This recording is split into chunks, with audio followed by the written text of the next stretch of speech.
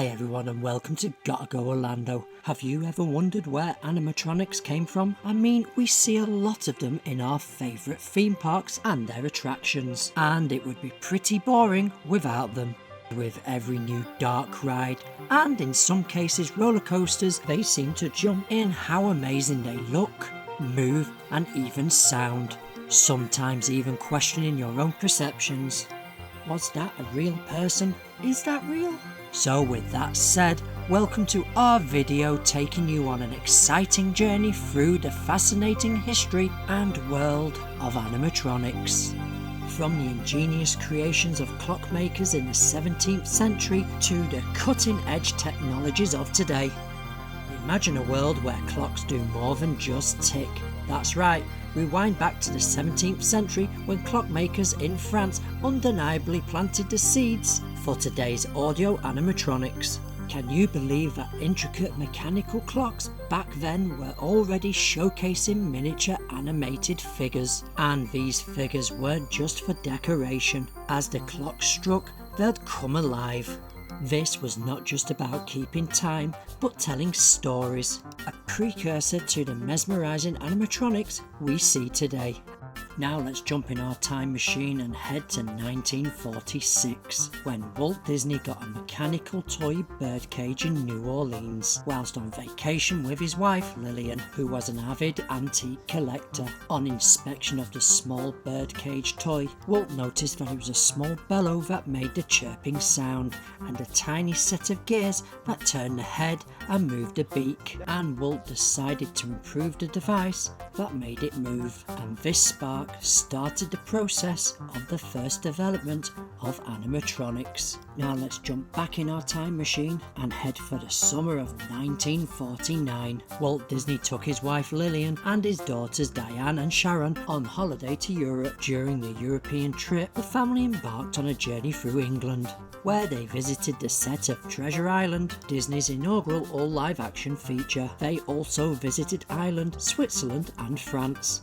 While in Paris, Walt decided to explore the city alone one afternoon and indulge in some shopping. Upon his return to the hotel room, he brought back two sizable bags brimming with an assortment of wind-up toys. Excitedly, Walt unpacked each toy and wound them up and carefully examined them while his family eagerly watched. Diane fondly recalls the moment, noting how she and her sister Sharon were thoroughly entertained by the toys and Walt's engaging manner. However, Walt, with his visionary perspective, saw beyond the entertainment value of those toys. He remarked, "It's amazing that you can get such an interesting movement from a very simple mechanism." In 1951, machinist Roger Broggie and sculptor Waffle Rogers led a team to develop a 9-inch tall dancing man that could move and talk, which was basic by today's standards, and modelled after the tap dancing routine by actor Buddy Ebsen. But Disney wasn't just setting trends, he was making history. But the assignment dubbed Project Little Man would eventually be put on hold for a slightly bigger project, Disneyland.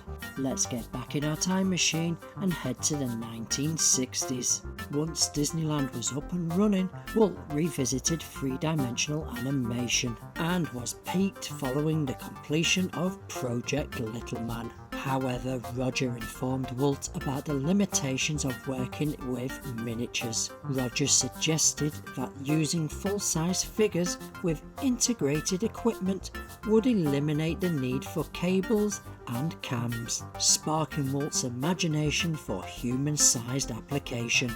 Walt envisioned integrating an old Chinese figure similar to Confucius into a Chinese restaurant at the park. This figure made out of plastic would interact with customers, providing words of wisdom. The Imagineers successfully developed the head of the figure, enabling it to blink its eyes and open and close its mouth. Walt's enthusiasm led to the ambition of making the figure talk. To achieve this, he instructed the team to watch television with the sound off. observing how people formed words. Despite promising progress, the Chinese figure was never completed, as Walt directed the Imagineers to focus on creating a figure that could move, talk, and resemble Abraham Lincoln.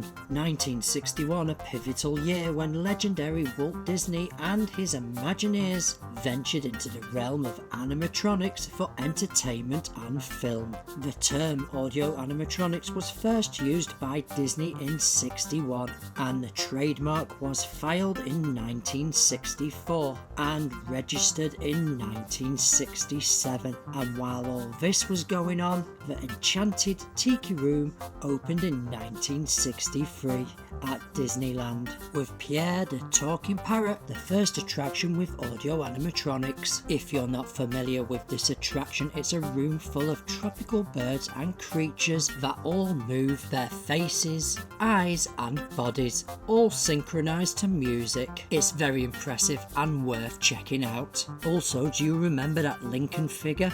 Well, work started on it in 1960, which would show the capabilities of audio animatronics. This was all in the hope that Walt Disney would get sponsorship for the proposed Hall of Presidents exhibition in Disneyland. But unfortunately it was decided to be too expensive to pursue, and no one expressed any interest. But this was short-lived, as the World Fair came calling. Robert Moses, the New York bureaucrat and organiser of the 1964-65 World's Fair, set aside specific land for what was dubbed as a permanent Eastern Disneyland. Walt Disney orchestrated a meeting between Moses and President Lincoln, the robotic version, leaving Moses in awe as the mechanical president extended his hand. Moses admittedly declared that the fair couldn't proceed without Lincoln, and Walt mentioned the possibility of completing Lincoln's representation, with Illinois stepping in as a sponsor to support the showcase. Also, progress was underway on a General Electric sponsored attraction featuring a diverse cast of audio animatronic figures. These figures were designed to showcase the advancement of the American family throughout the 20th century through the enchantment of electricity and GE appliances. The resulting attraction featured a unique theatre design where the audience rotated around a stationary stage, fondly themed as the Carousel Theatre of Progress by Walt. This innovative concept marked as a significant advancement in the narrative of the fair. This caught the attention of the people and started the first steps towards advances in robotics, programming, rapid prototyping materials, and of course techniques. From the initial stages, marked by simple motorized figures, animatronics under Disney's vision would quickly evolve, setting a new standard for technological entertainment. In 1969, with the construction of Florida's Disney World, began the next steps of audio animatronics, standardized, adjustable, and the development of efficient toolkits, which meant multiple animatronics can be built using the same parts, which sped up production, and this was the starting point of the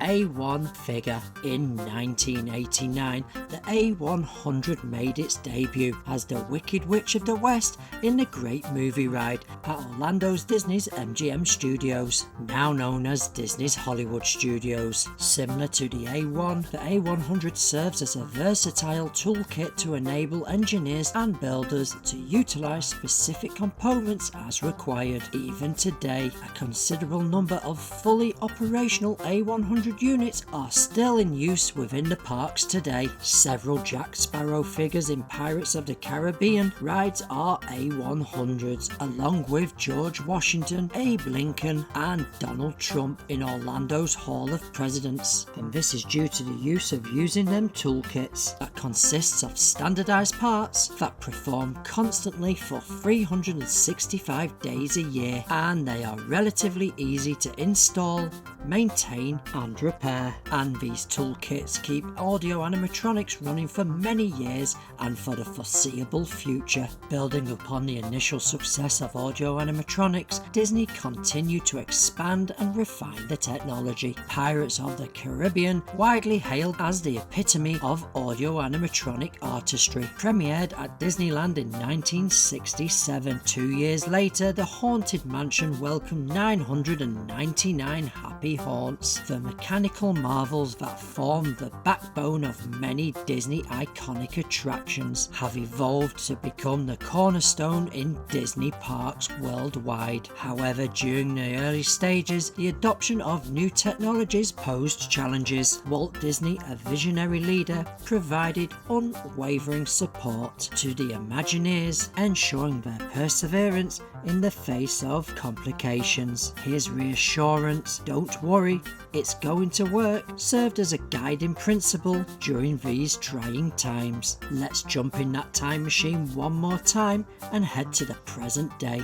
Over the years, these animatronics have embraced advancements in robotics, digital programming, and materials, elevating their realism and awe-inspiring levels. And now we're heading into the A1000 animatronics. The primary aim of the A1000 program was to develop a series of standardized electronic figures that offer enhanced control, design consistency for both construction and maintenance needs. And guess what? If you've been to Disney recently, you've most likely seen an A1000 animatronic working, as work was already in motion before the 2015 Star Wars attraction announcement. The team of Imagineers were working on 8 different sizes of A1000 for about a year before being asked to take what they learned and apply it to creating customized Star Wars figures. It was perfect timing. To achieve this, Disney spearheaded the development of proprietary software programs that offer predictive renderings and pre-visualizations. These tools support a range of functions, from visualizing the movement of a figure in costume to forecasting the replacement timelines for components. From pneumatic to hydraulic actuators, every component has been refined to mimic natural movements flawlessly, and the ultimate objective is to deliver every gesture, every expression of these figures is designed to trick the eye and deliver extraordinary entertainment, employing a blend of electrical, mechanical and software engineering alongside simulation, material science, mechatronics and robotics. They continually advance and refine the current standards in character performance. But the art of creating these animatronics involves more than just engineering. It's a blend of cosmetics, precise movement control and continuous innovation. From the authentic human hair wigs to the use of silicone rubber for skin, details matter. And yes, like any technology, there are challenges from maintaining the fluidity of movement to preventing wear and tear of synthetic skin. Audio animatronics have come a long way from dancing figures to becoming core elements of storytelling in theme parks and movies around the globe. From the streets of Disneyland film sets, these robots have transformed the way stories are told. As we conclude our journey from the quaint workshops of French clockmakers to the high-tech design studios of today, the evolution of audio animatronics stands as a testament to human creativity and technological progress. So next time you're on a ride, such as Tiana's Bayou Adventure, or embark on a galactic adventure of Rise of the Resistance, marvel at the lifelike animatronics and remember the centuries of innovation that have made the magic possible and where it will take us next. And don't forget, it all started with a little bird in a cage, a visionary called Walt Disney, and the world's first team of Imagineers. Thank you so much for joining me on this truly magical journey. I'm Shane and I'm not a robot, or am I? I have to say I've really enjoyed making this video and researching the history of audio animatronics. Please don't forget to subscribe if you haven't already and hit that notification bell, and don't forget to share with your friends and family as it really helps the channel grow. Don't forget to check out our website that covers everything that's happening here in Orlando, Florida, gottagoorlando.com. Want to support our channel? Check out our Patreon, the link is in the description below. Now get out there and go and check out some audio animatronics, and all I can really say now is tick-tock, gotta go Orlando guys, and don't forget about these two videos right here.